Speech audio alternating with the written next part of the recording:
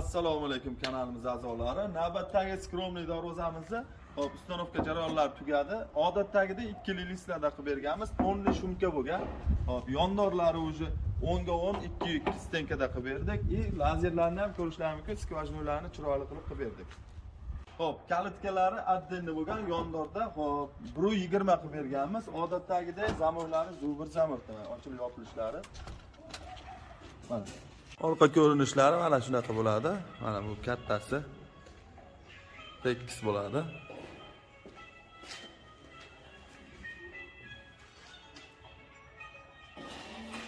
Xo'p, xudo xolasa darvoza zo'r chiqdi. Bizni ko'nglimizga ham yoqdi. Bu yoqda mana akamizdan so'raymiz.